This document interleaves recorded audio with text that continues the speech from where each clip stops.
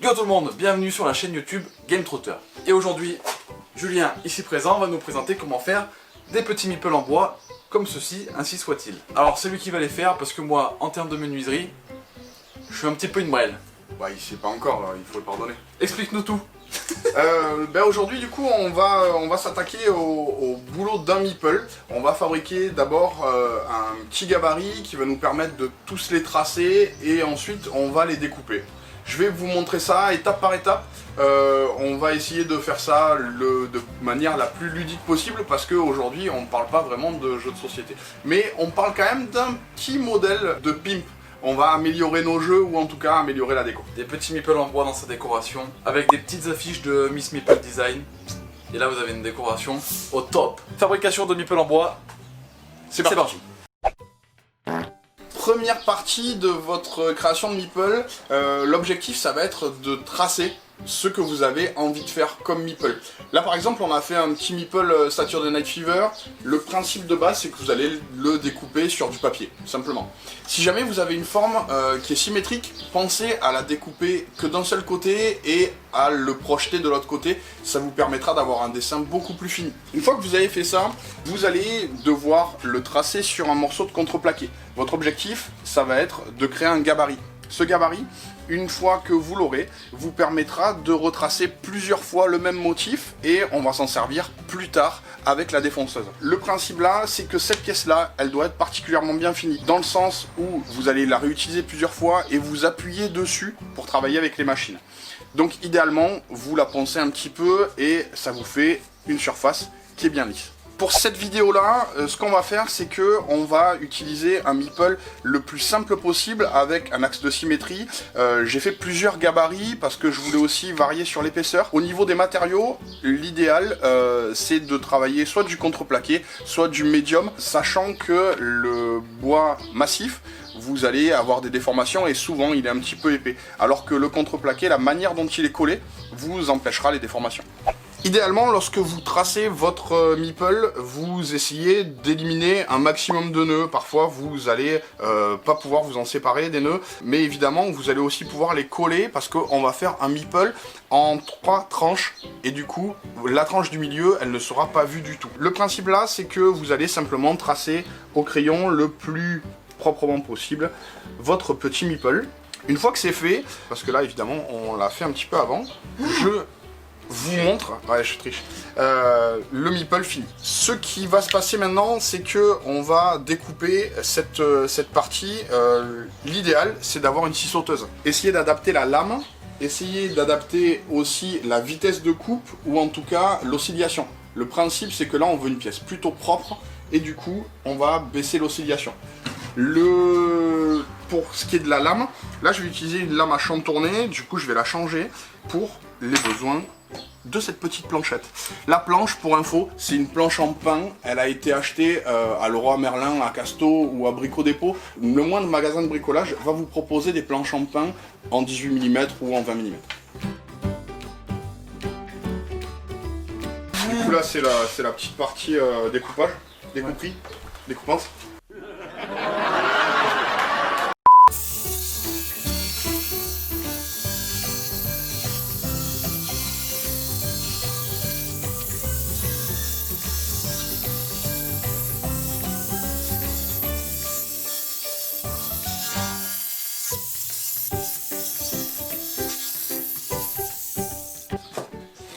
Deux, trois petits conseils lorsque vous découpez. Là, c'est du dégrossi simplement. Vous allez laisser entre 1 et 3 mm au mieux. Lorsque vous découpez, si vous avez une zone qui est plutôt droite, ce que vous pouvez faire, c'est positionner votre pouce et vous servir de votre pouce comme guide. Idéalement, vous tenez bien votre machine. Le principe, après, c'est quand même d'avoir un meeple qui est le plus fini possible dès le départ. Vous pourriez vous en tenir à cette étape-là si vous vouliez simplement ne pas utiliser la défonceuse, si vous n'avez pas de défonceuse chez vous. Le principe, c'est que là, la scie sauteuse est indispensable. Vous allez découper cette petite partie-là, mais par contre, aller jusqu'au trait, le plus précisément possible. Et dans ce cas-là, vous aurez moins de ponçage, parce que votre but, c'est d'éviter le ponçage. Je vous parlais tout à l'heure qu'on allait faire plusieurs collages et qu'on allait le découper en 3, on va le tiercer. Le principe, là, c'est que je vais essayer déjà de repérer où étaient les nœuds dans le premier temps, histoire de pas m'embrouiller, et je vais quand même numéroter mes pièces. Ça me permettra de jamais oublier dans quel sens j'ai choisi de les mettre. Je vais regarder les faces les plus belles pour les garder vers l'extérieur, et là je vais pouvoir leur donner déjà un petit nom et leur dire que c'est l'intérieur pour les deux, qui me permettra d'avoir les jolies faces. Tu peux en appeler un Titouan, s'il te plaît? On va mettre Titouan au milieu. Ah, voilà. Titouan.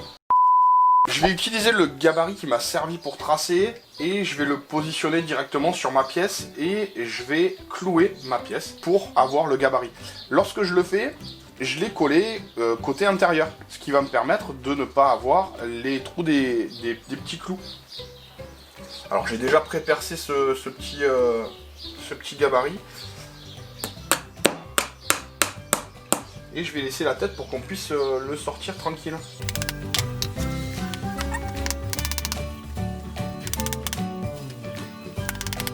La pièce est prête, du coup, pour aller vers la défonceuse. C'est parti!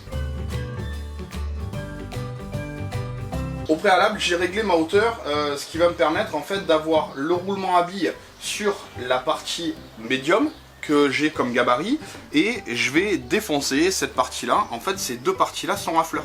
Vous pouvez le voir ici. Là, ces deux parties-là sont à fleur. Du coup, je vais m'appuyer sur le roulement, qui est juste de la bonne épaisseur, et pouvoir défoncer ma pièce en partie basse. Et c'est parti pour la défonceuse.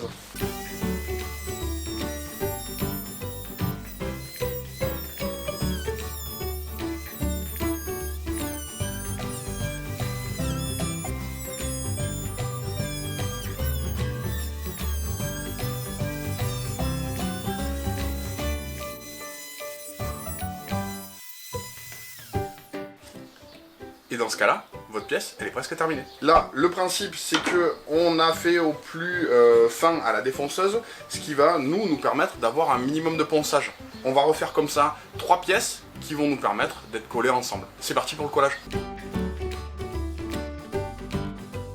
Il nettoie ses lunettes. Il nettoie ses lunettes. On va passer au collage dans un second temps. Là, le truc, c'est que, évidemment, ce que vous voulez, c'est pas foutre de la colle partout. Utilisez du vieux papier journal pour protéger votre table. Et vous vous rappelez, vous avez repéré que Titouan était au milieu et qu'on avait les deux intérieurs. Du coup, pensez bien à d'abord faire la mise en colle sur les intérieurs. Comme ça, ça va vous permettre, une fois Titouan positionné, de juste le mettre au milieu. Niveau des colles, je vous conseille d'utiliser de la colle blanche, la colle vinylique, vous en trouverez même chez le supermarché le plus proche, ils en font, et un truc qui prend en 2 minutes, prise rapide, vous avez vraiment le temps déjà de manipuler un petit peu. C'est des colles qui vont se nettoyer à l'eau chaude, du coup pas de souci si vous en foutez sur les doigts, c'est pas grave. Une fois que vous avez collé, ça devrait ressembler à ça.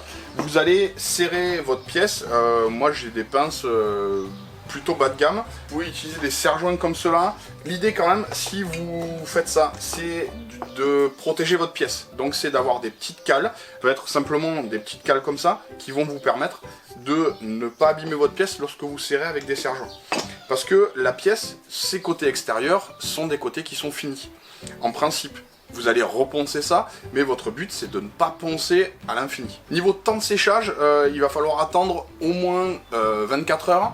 Le principe c'est que vous pouvez le laisser un petit peu l'oublier ou en faire plusieurs si vous vouliez faire vraiment une déco complète. Une fois que ça fait 24 heures, vous pouvez comme ça les retirer si vous arrivez, parce que moi j'ai collé l'autre face aussi.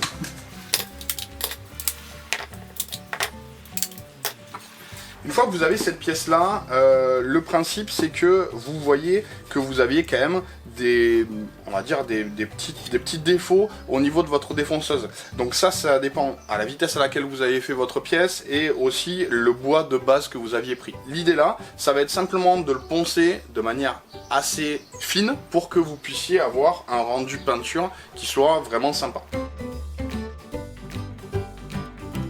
Niveau ponçage, je vous conseille toujours de prendre une cale à poncer. Moi là je prends des vieux disques, enfin celui-ci est neuf, mais je prends des disques de ponceuse rotative en général qui ont déjà servi et je m'en resserre à nouveau. Là le principe c'est que lorsque vous allez poncer, il va falloir que vous essayiez de garder le plus droit possible votre cale Et évidemment, ça dépend aussi de votre dessin. Si vous aviez des gros recoins dans votre pièce, ça va vous embêter à poncer. Donc pensez-y au moment du tracé, à vous dire, peut-être c'est mieux si je fais une pièce un peu plus simple ou un peu plus grosse, une toute petite pièce à poncer, une toute petite pièce à faire à la défonceuse, ce sera toujours plus compliqué. N'oubliez pas de légèrement casser les arêtes ou en tout cas de rabattre l'arête. Ça permettra surtout à la peinture, si vous voulez le peindre ou si vous voulez le vernir, de ne pas écailler sur l'angle et de se poser correctement. Là, le principe, c'est simplement de passer un coup et de passer de manière régulière autour de votre pièce. Une fois poncé, votre objectif, ça va être de lui donner un rendu fini. Ce que vous pouvez faire, vous pouvez le vernir, vous pouvez le cirer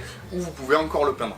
Ici, j'ai choisi de le peindre parce que le White Meeple, le Meeple blanc, c'était un petit peu le modèle que je voulais obtenir pour une série de trophées que j'avais à réaliser pour le domaine des jeux. Celui-ci, c'est simplement la version de base. Il n'y avait pas du tout de matériel qui s'est mis avec qui s'est rajouté dessus.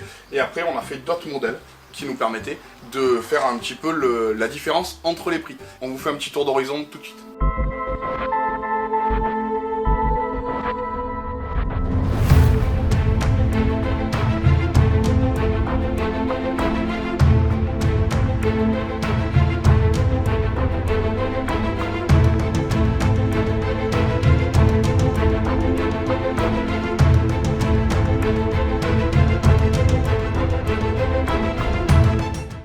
Voilà, vous savez maintenant tout sur la fabrication d'un petit meeple en bois. Alors clairement, j'ai pas servi à grand chose dans cette vidéo. Mais je suis là quand même, ça fait plaisir. J'espère que cette vidéo vous a plu. Si c'est le cas, n'hésitez pas à liker, à la partager et à vous abonner à la chaîne. Ça nous fait toujours très plaisir. On essaye de faire du contenu un petit peu différent en ce moment. Et là, on est parti un petit peu sur l'amélioration et le pimp de jeu. On verra si on continue cette série dans les temps prochains. Parce que peut-être qu'on pourra vous faire un petit rangement de boîte ou encore un petit tuto peinture vite fait. À voir comment ça peut donner et si ça vous intéresse. N'hésitez pas à nous dire en commentaire si ce genre de vidéo vous intéresse pour le pimp de jeu, etc. C'est des vidéos où je vais pas servir à grand chose. Mais c'est toujours super intéressant d'avoir un meilleur rangement optimisé pour ces boîtes de jeu, pour les cartes, etc. Que ce soit pas un foutoir complet. Vous le savez très très bien en tant que joueur, des fois quand on ouvre une boîte, c'est Bagdad.